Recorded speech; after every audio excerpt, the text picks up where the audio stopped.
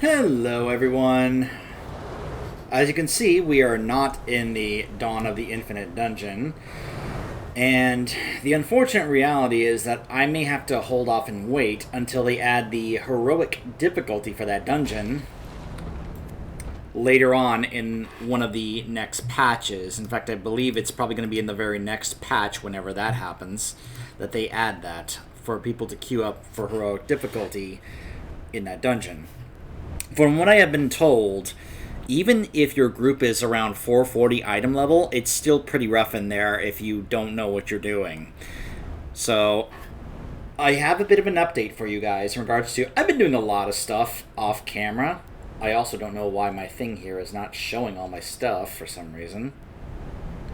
I was going to show that there are some achievements I pulled off. Ignore those. That's not what I'm talking about. I got those doing a farm run. It was mainly... No, that's not where it is. It's right up here. Ta-da! I finished the Lore Master of the Dragon Isles achievement.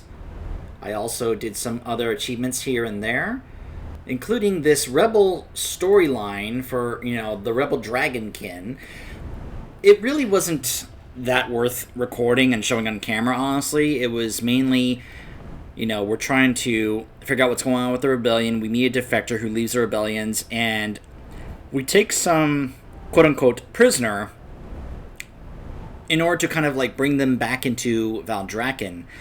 And while we're helping them get situated with their new lifestyle there, not as prisoners but as residents, Alex Jaza basically walks around with us, listening to them and their concerns and reasons why they joined the rebellion in the first place.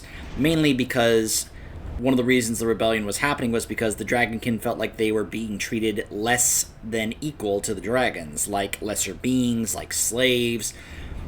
And throughout this time, Alex Jaza is like, I hadn't considered that. A number of things that she just never really took time to think about. Which shows that maybe she's a little neglectful, but this is not a bad thing. You know what they say about how we don't want our characters too perfect, because otherwise then they're just Mary Sues, right? We like it when our characters are flawed because it makes them more relatable. It's one of the things that we always like about some of these characters, that even though if they're flawed, we still at times can root for them if they're decent people. So we basically help bring the two sides together, they talk it out, and they basically have settled things. So that's why I now have the title, The Reconciler. So that's one of the things I made sure I was taking care of. Also, tonight, we had our community raid event, which meant that I was able to... It's not going to show up here yet. It doesn't update right away. It still shows that I'm one of 9. But if you look at my lockout here, we took down 7 of the 9 bosses on Heroic. It was my first time taking those bosses down. And let's just say I had tried with pugs. It didn't go well. I much rather prefer raiding and doing content with my guild because I know that they're good and I know that they know what they are doing. Sure, I may get to end up being a little better and, in terms of being higher on the meter when I'm with pugs. And yes, I'll be lower on the meter, if even visible, when I'm with my guildmates, but I don't mind that. I don't necessarily... Even though at times it can feel good to see myself at the top of the meter for content, at the end of the day, I like also having stronger teammates that I know are definitely pulling their weight and actually doing better than me, because I like to just contribute however I can. I don't care about being at the top of the meter, in terms of ego. I don't have an ego when it comes to stuff like this. I care about us succeeding as a group, as a team, and succeeding. That's what matters to me, not who's at the top of the meter. If we get our AOTC, but I'm not at the top of the meter, I'm not going to throw a fit like some other players out there might. Because that doesn't matter to me. What matters is that we did it. We accomplished the goal as a group. That's part of the experience. That's why I enjoy the whole raiding experience. Even if you wipe, it's not a big deal. I get so frustrated with these people that one wipe will happen and they leave. They don't want to stick it out and actually try to figure out what to do and how we can do it better. They apparently have better things to do with their time, and they're just ready to just go the moment a wipe happens. They only want to be part of one-shot groups. Which is fine if you're farming, but when I am going through the experience of actually experiencing these fights for the first time and like learning the mechanics and how to deal with them right, and I enjoy that experience, especially when it's with people that I know I'm going to have a fun time with. That's why I am very happy to be a part of my guild now. It took me a while to find them, but boy am I happy I did, because I don't know if I ever see myself wanting to leave them. Like, even when we lost our beloved raid leader, Fury, when he sadly passed away in between Shadowlands and Dragonflight, we continued on, and I hope that wherever he is, he's happy and proud of us, We miss him dearly, but, even though things have changed in the guild in terms of the hierarchy and who's running things, we still go on. So... anyways, so I did some of that stuff. I also, let me see if I can also show this as well. I got that when I actually finally did one of these cavern things. There's something else I wanted to show as well. It's not there. Here it is. So I finally got true friendship with both Rathian and Sibelian. Like, I was content with just having it for Rathian until I found out there's something cool you could get. Do you remember those sturdy obsidian glasses I had in my bag, and I didn't know what they were for? I found out what they were for, and then I realized I needed to get max friendship with Sibelian to make it happen, because once I did that, I was able to then get this other item, which was a pair of boots. What that let me be able to acquire was a harness for a mag mammoth. So now...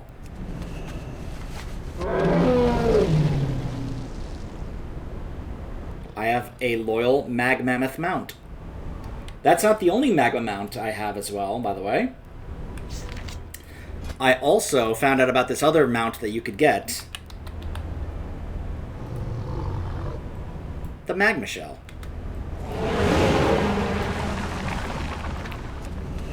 So it turns out you could either go acquire these, try and farm this shell, this empty shell to put it in, or you could just go buy it from the auction house, and it was like only 600 gold. It's super cheap.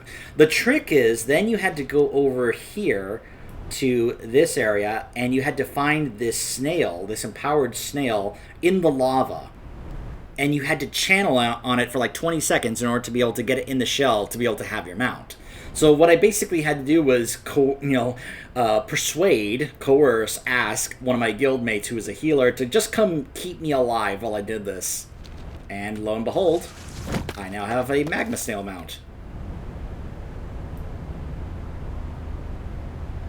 Now this other mag mammoth mount is the Glory of the Vault Raider achievement, which we have not done yet. So I hope to do this someday, because as much as I do like this, it does look pretty great, but I also would not mind having this right here as well. It looks pretty great. This is also the Glory of the Aberrus Raider achievement mount, which would be pretty cool. This is another one you can apparently get. I have not gotten those, so I don't know what I'm going to need to do to get that, but if I got this, I'd be content with it, honestly. But yeah, just wanted to go ahead and show those off for you guys for a moment. Let's see, was there anything else I did besides those things? I'm trying to remember. I don't think so. I think that's basically it. So I was talking about how we're probably going to have to hold off on doing the Dawn of the Infinite Dungeon. I'm sorry. I want to. Trust me. I want to be able to do it and like not only experience the dungeon, but also show you guys the content. But it just may not be feasible in terms of I need to make sure I have a really good group with me, and that they are committed to finish the entire dungeon. You know, that we're not just gonna do like a couple and then at the first sign of trouble they bail and we have to start, and then that's it. I have to continue like from that point with a different group because of the lockout and how it works. So Instead, what I noticed was I had this quest in my log, and I don't know when I got this. I don't even know who sent this. I apologize for not meeting you in person, but this method seemed most timely. Our war against the Primalists has always troubled our queen, but recently she has grown increasingly upset. Something weighs on her. I know how heavy the burdens of the mind can become. She left Valdrakken some time ago, saying that she needed to find a quiet place to think, but I'm concerned. Please, seek her out, and make sure that she's alright. She does not need to know that I sent you. So apparently, she's down here.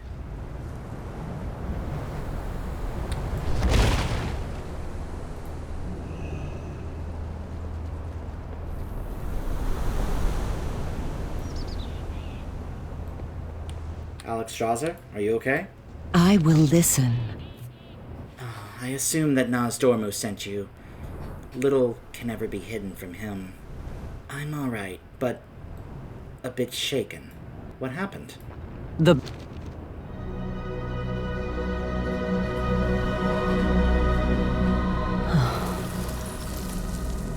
I knew you would come. After you forced us into slumber in that Titan prison, you came to me. You heard me? Every word. You said It doesn't feel like a victory. Not without you. how could you say that? After everything. You were my dearest friend. And losing you to this conflict broke my heart. You promised me you would not force the Titan's will upon us. But the eggs, Alexstrasza. You did nothing while your masters warped our children, still in the shell. That abhorrent act should never have happened. And I regret my part in it every day. Your lies have grown sweeter. Honey to hear. And poison to taste. Viranoth, you have always fought for the good of dragonkind. But Iridikron does not. Vengeance is all he craves. Still so naive, Alexstrasza. Believing that the world we once shared still exists. It is gone. And so yes, all that remains is vengeance.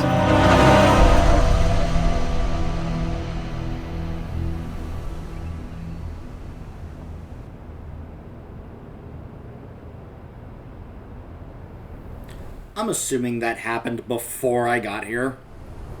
And that she's kind of been just standing here reminiscing on what was exchanged there in that conversation. I like that that's providing some extra backstory for Viranoth, but also for Alexstrasza. I forget if we actually knew about that apparently the Titans, well, being the Titans, were like, we're going to now impose this power we are bestowing upon you on these unborn eggs. And we don't care if you like it or not. Because it's the way it should be. You know, because they're the Titans. And apparently, Alexstrasza was complicit in that. Or rather, maybe just allowed it to happen. But then again, would she really have opposed them? Or what could she have done to stop them? Maybe she could have piped up and be like, could you please not? You know. But maybe she didn't. Maybe at the time she was very willing to go with whatever the Titans were wanting of them. Where there is life, there is hope. And I also like that this gives us a bit more of a spotlight on Viranoth, because she hasn't really gotten that much time. We've seen Iridikron, and we, of course, have seen Varrock. But we haven't really seen much of Viranoth until that cutscene. Because we didn't really know much about her until we found out that apparently these two were really close friends. They may not have been sisters like she is with Ysera, but, you know, you don't have to, that doesn't really have to mean anything, You can have, someone who's as close to you as a sister and someone who's as close to you as a best friend can be, Sometimes you can even be closer to your friend than your sister. It happens. It's, I'm sure there's plenty of people out there that can probably relate to that. It grieves me to see Viranoth in such a dark place, but I still have hope that we will stand together as we once did. I have warned her about Iridikron. That is all I can do. The rest is up to her. Safeguard all life. So apparently that's it, just want to let us see that cutscene.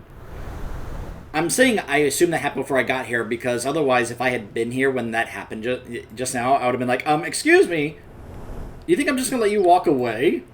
But no, that had to have happened before I got here, which would make sense. So as I was saying, unfortunately, I think I'm just simply going to have to wait until the heroic difficulty for this comes out, because I don't know. I tried to make a video on this dungeon with a group. It didn't go well. For one thing, we had a undergeared group. We had a tank that was 415. We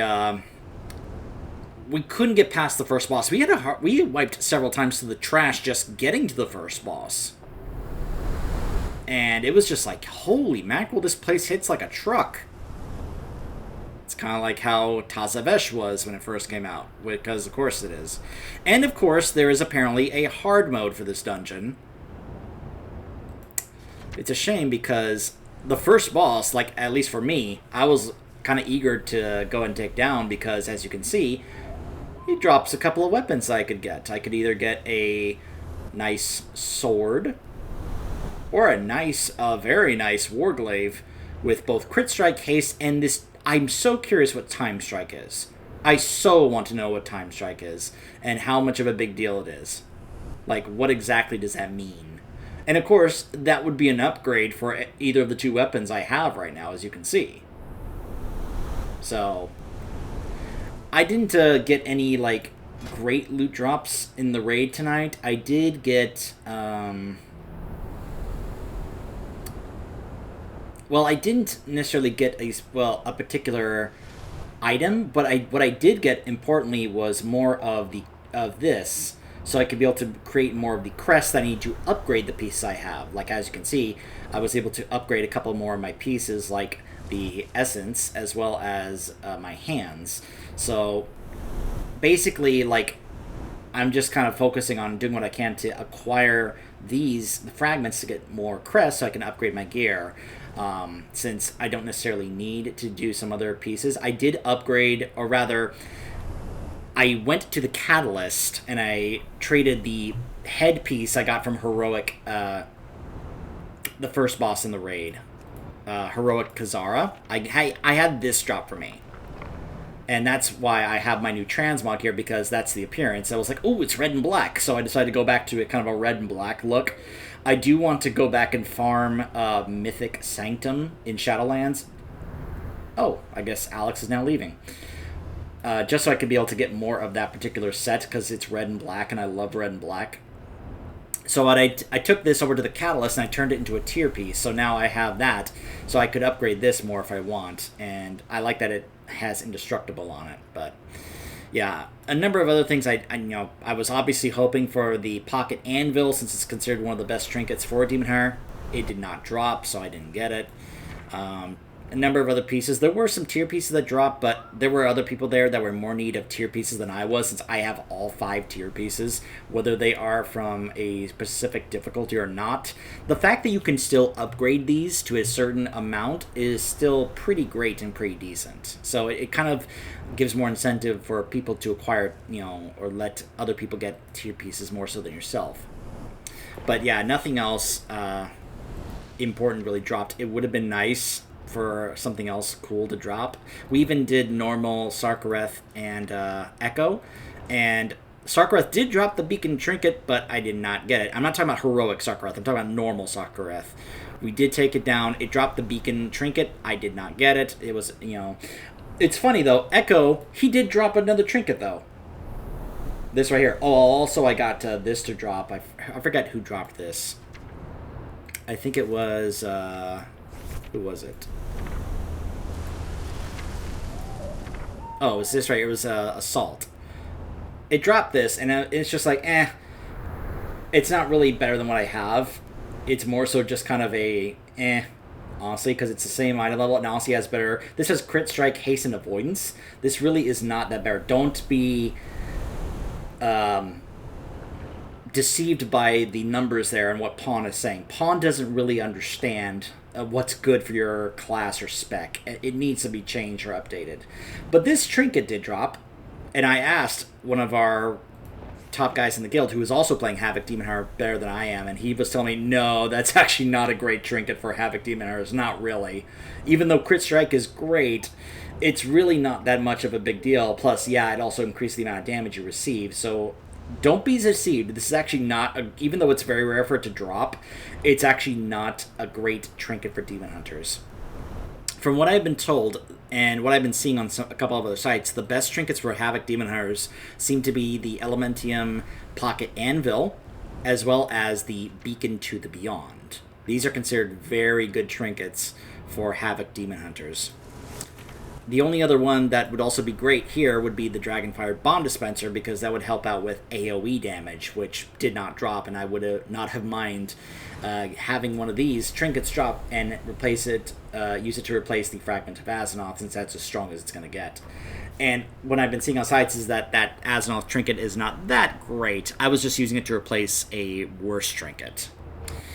So I'm not really sure where I'm going to be going from here in terms of progress. Although I will say this. I will also let you guys know that I've been working on my rep and renown here. You can see I've been making some progress. I am almost at level 20 on the Dragon Scale Expedition. I also finished off a lot of the other quests in the Zaralek Cavern. I'm sure there may be some more down here. But for the time being, there doesn't seem to be any more. But I was also doing those so I could be able to work on my Dragon Scale Expedition, because a number of those other quests do give Dragon Scale Expedition rep instead of the Valdrakken ones. So yeah, I'm almost done with Valdrakken Accord, actually.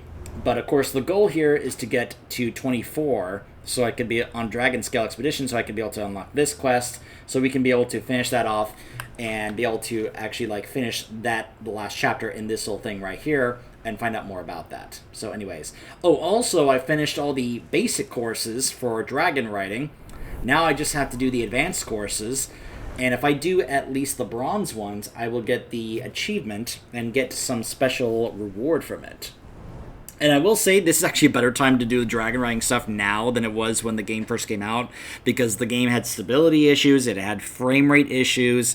It was a little tough doing legit dragon riding on those races when the game was less stable. Now the game seems to be more stable. It's, in my opinion, a better time to go ahead and try and do the dragon riding races if you have not done so. Not to mention, apparently, they have also added some dragon riding races in Kalimdor. And if you think I'm kidding, take a look at this.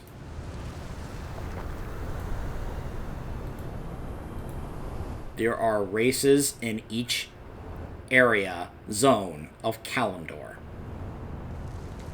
I am so tempted and curious to actually... I don't know why this is not being tracked. I really don't know. But I am so tempted to go try these out and see what it's like to actually drag... Because if this means I can actually dragon ride in Kalimdor, with one of my other mounts here, I am so going to go do that. Because as far as I know, you cannot do dragon riding in Kalimdor, and you cannot use your regular flying mounts here in the Dragon Isles. But apparently if this is here, maybe there's a way around it. I don't know. I have not tried it out yet. So anyways, yeah, I wanted to just go ahead and let you guys know about that, give you a bit of a status update that I've been doing some off-camera stuff. I also don't know how much more time I'm going to have to myself to be able to do more stuff in terms of getting better geared. I am now up to 428. If I was to put this trinket on, because it's 431, and replace the 424, I'd be up to 429. But sometimes you have to sacrifice item level for actual better stats, and believe it or not, I'm pretty sure what I was told is that this is better, because not only is it giving me a agility, increase, but it's also doing AoE damage, and it also increases my haste, like, for 12 seconds, which is pretty nice. So, and I'm already, like, stacking my critical strike very high, as you can see. So, in this situation, it is actually better to go ahead and stick with this for now rather than this. If I had gotten the beacon or the anvil or the bomb dispenser, I'd be using that trinket instead. But for now, it's like, nah, I think it's better if I just go ahead and stick with this. Because even though it's like, yeah, your area effect spells will grant you more agility for 18 seconds, but it's also going to increase the amount of damage that you receive. Now, I have a number of things to help kind of counteract some stuff, like I do have this with Avoidance, and also I put Regenerative Leech on. I have a couple of other things that have Leech on it, like this one here as well. I also got this acquired recently when I also got this from doing the weekly, by the way. Like, if you're seeing this is the week where it's do 4 Mythic Zeros and you get a Heroic piece. This is what it gave me. Not too great, but not too bad. And then I also acquired this, so I could be able to put Leech on both of those. So I also have Leech on this item as well, and Speed on this item as well. So yeah, let's just say I'm also getting a Speed as well as 556 Leech. So 3% Leech on my damage. So even though I'm getting some decent, like, Leech and Avoidance, and, at the same time, not to mention also, dodge and parry and such, the point is that I think this would be more harmful to me than it would be, positive in terms of replacing this, because I actually feel like I'm getting more out of this trinket than I would from this. Because I'm like, okay, so it's only if my area effect spells have a chance to grant me more agility, which is nice. More critical strike and more agility is nice, but yeah, it doesn't feel, I don't know. Maybe if we're comparing the two, maybe this will actually be better, but from what I'm hearing from my more seasoned and veteran Demon Hunter guildmate, that's not the case. So, anyways,